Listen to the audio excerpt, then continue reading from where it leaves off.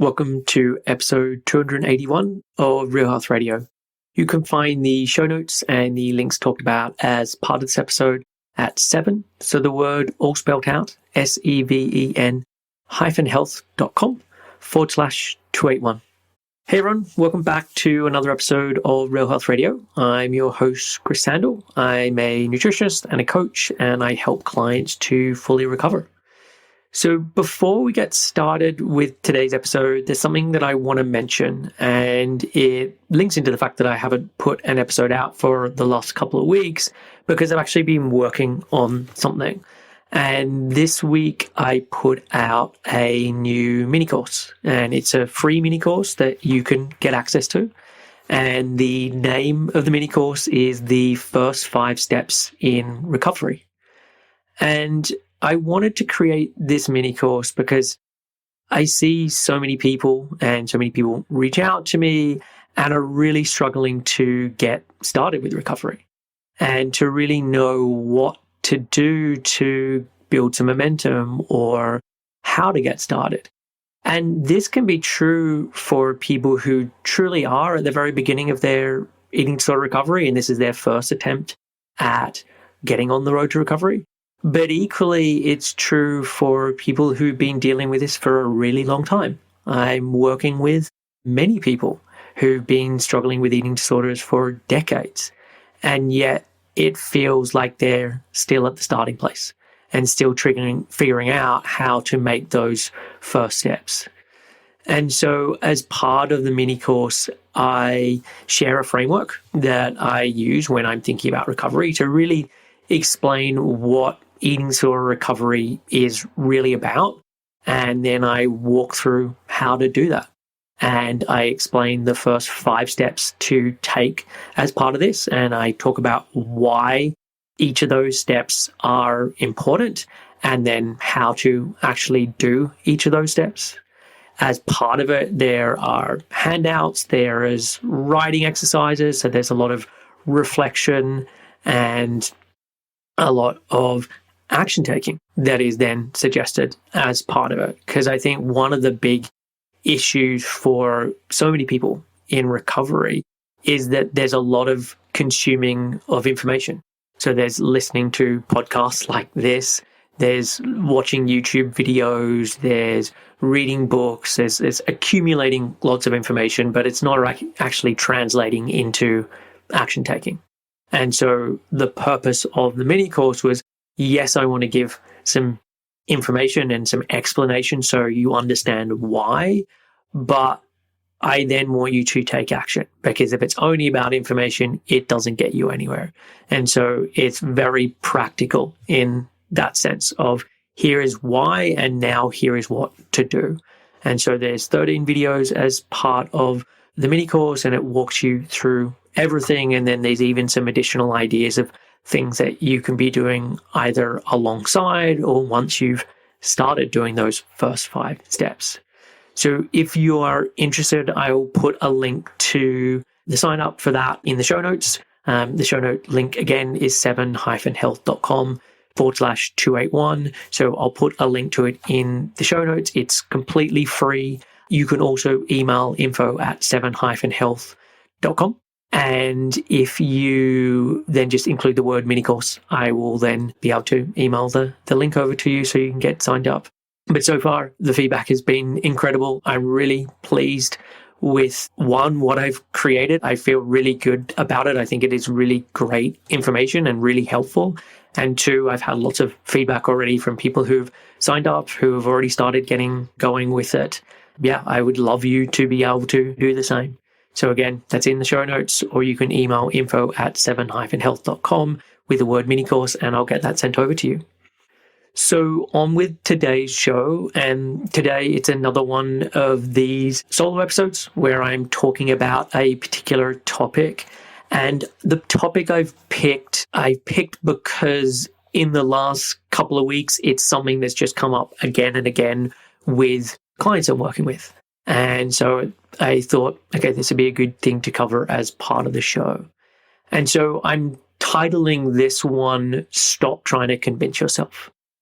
And what I mean by that title is that so often in recovery, there is this attempt to try and convince yourself before taking an action that this is the absolute right thing to be doing. That I want to be able to tell myself all of the reasons why this is the right thing to do, and then truly feel 100% confident in my bones that this is the right decision to be making. And the reality is that's just never going to happen. That there are going to be lots of unhelpful thoughts and feelings and sensations that arise that mean that there is never going to be this 100% confidence and conviction. And the trap that I see people falling into is that there is this belief that I can get there, I just need to do more convincing. And so I'm going to try and come up with more reasons why this is the right thing to do. Or maybe this isn't the right thing to do and I need to explore some other option about that could then be the right thing to do. And it then becomes this saga of sorts where there's this constant trying to come up with this other alternative way of doing this to see then if I feel confident with it. And the reality is, as I said, that that's just not going to happen. And so let me use an example to give a little bit of clarity to this. So for example, let's say there's a recognition that I need to increase the size of my breakfast, or that there's a healthy part of you that recognizes that I need to increase the size of my breakfast. And then as it comes closer to actually doing that, there's all these thoughts that start to arise about, do I really need to increase the size of my breakfast? What if I'm increasing the size of my breakfast, but I should actually be increasing more of the protein and less of the carbohydrates? What's the healthiest way to increase the size of my breakfast? Like all of these different thoughts that then come up that then get in the way of actually just taking the action. Because there's all of these thoughts that then make you unsure about what is the correct way of being able to do this. And one of the things that I focus on so much with clients is that you are not your thoughts. Your mind generates your thoughts and then you become aware of those thoughts. They enter into your consciousness and then you become aware of them. And as a way of experiencing it, it feels like it's your thoughts. It feels like you are the one that is generating them. But in fact, it's not you. It is your mind and you are just the witness to them.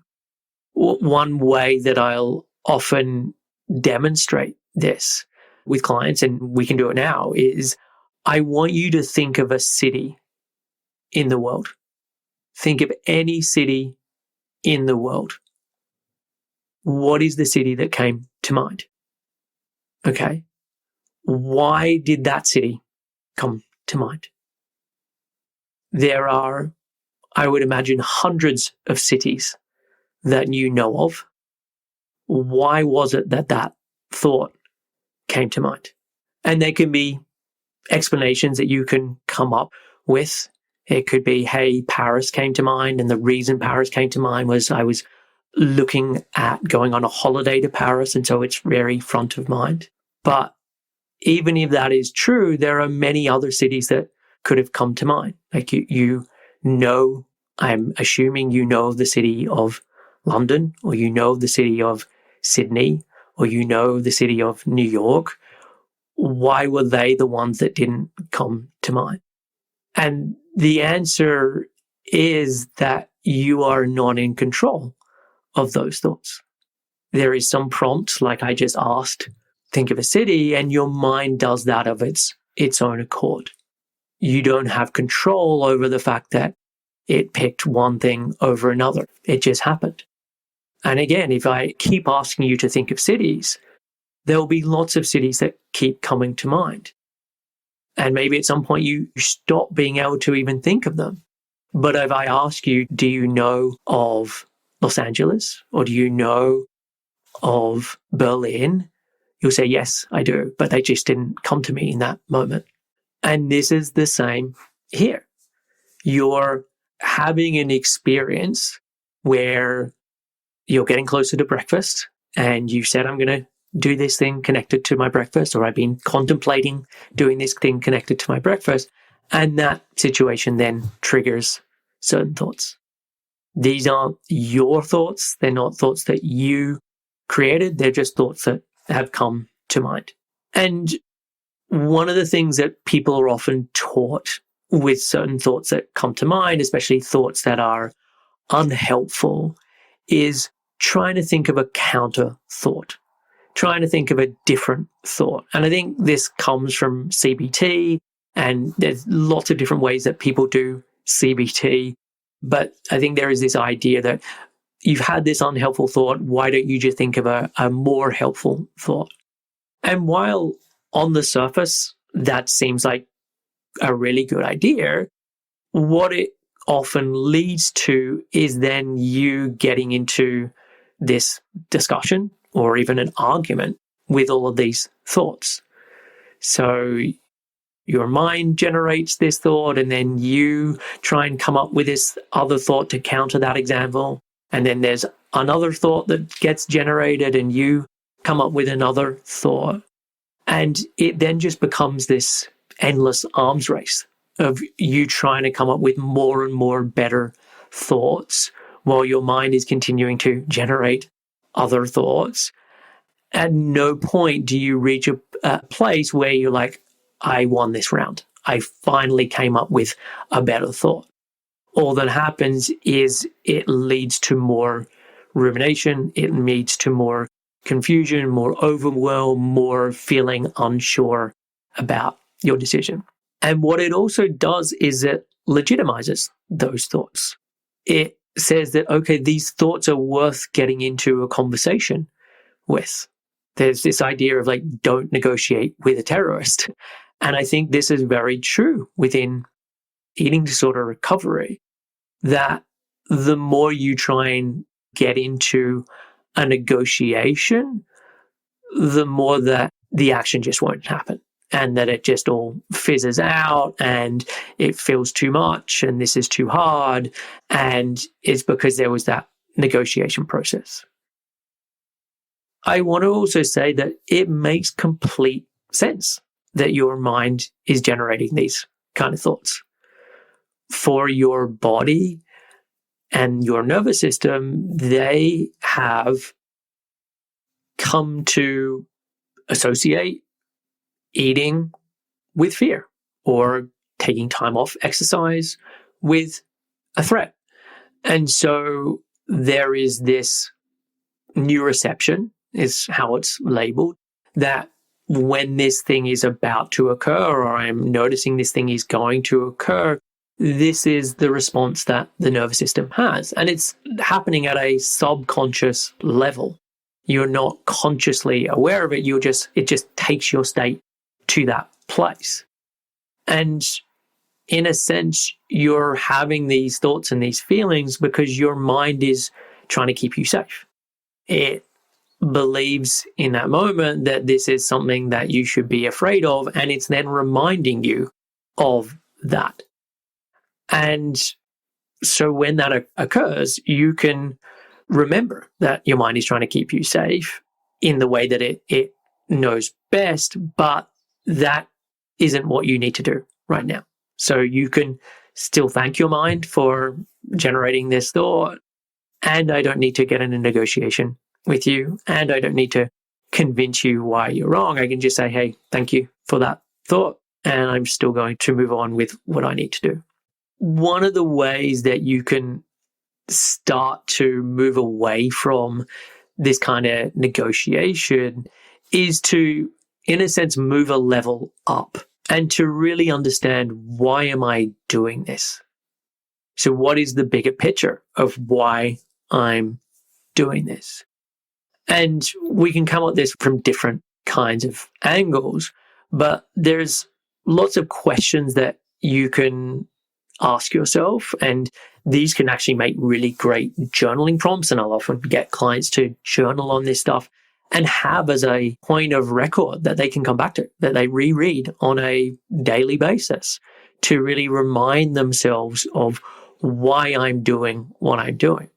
And the questions, let me run through some different questions that can be useful as part of this journaling. So how would I act differently if painful thoughts and feelings were no longer an obstacle?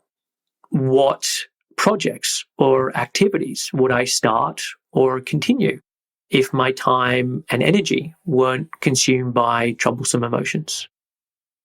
Or what activities would I stop if I didn't feel compelled to do them by troublesome emotions? What would I do if fear was no longer an issue? What would I do what would I attempt if thoughts of failure didn't deter me? Or more generally, how would I like to be around food? What events or situations are missing from my life that I would like to have in my life? What events or situations are happening and I wish they weren't occurring?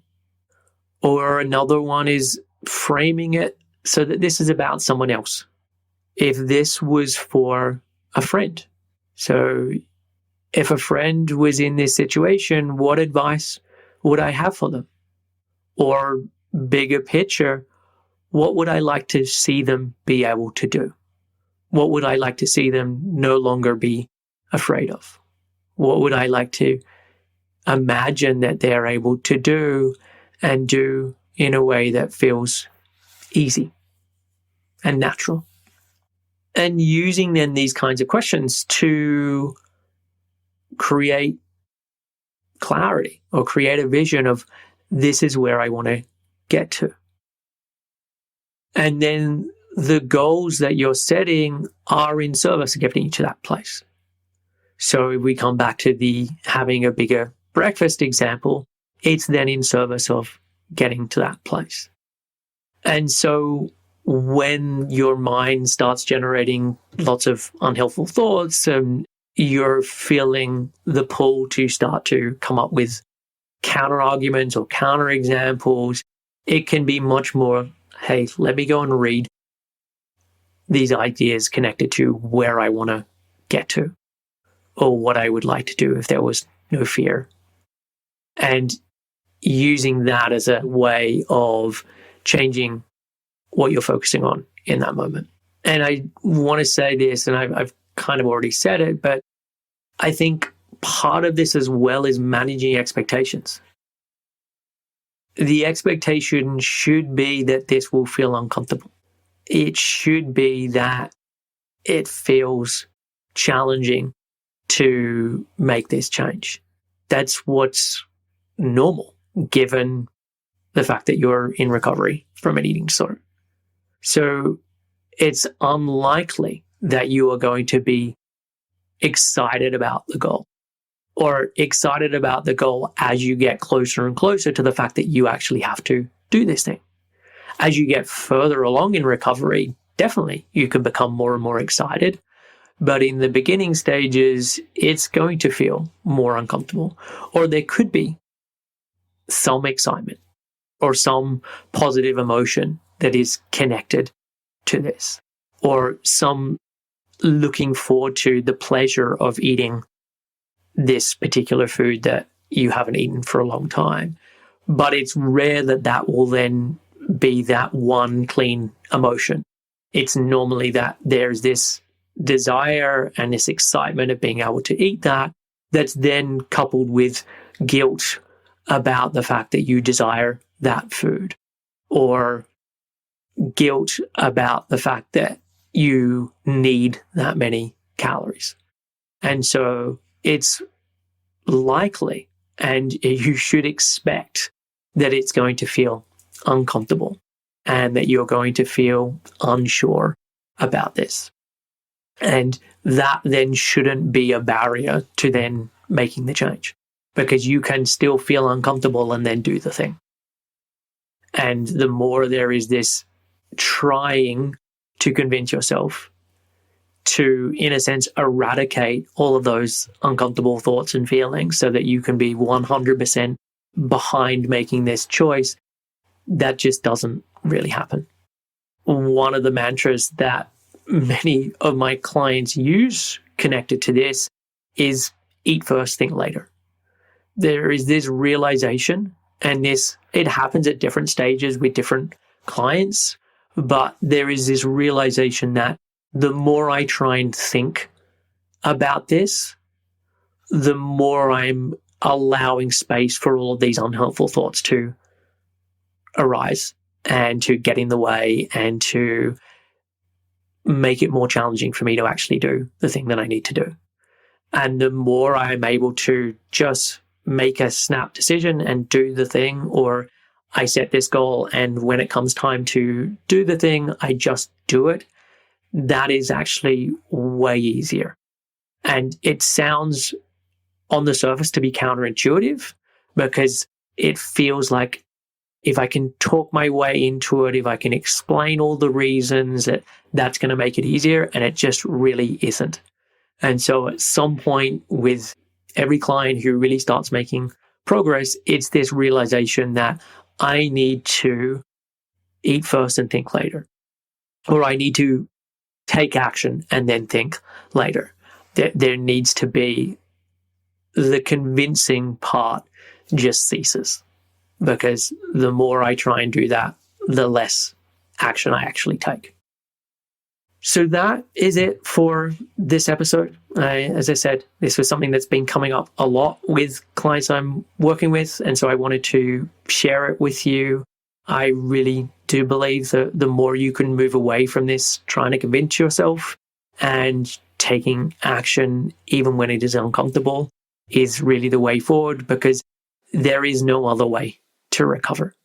There is no way to feel comfortable and confident and recover. These are attributes that show up after the fact, not beforehand or during. So moving away from trying to convince yourself is really the way forward with recovery. As I mentioned at the top, I now have this new mini course that you can get access to for free. You can do that by going to the show notes, which is 7-health.com/281, or you can send an email to info@7-health.com and put the word mini course in the subject line, and I'll get that sent out to you. So that is it for this week's show. I'll catch you again soon.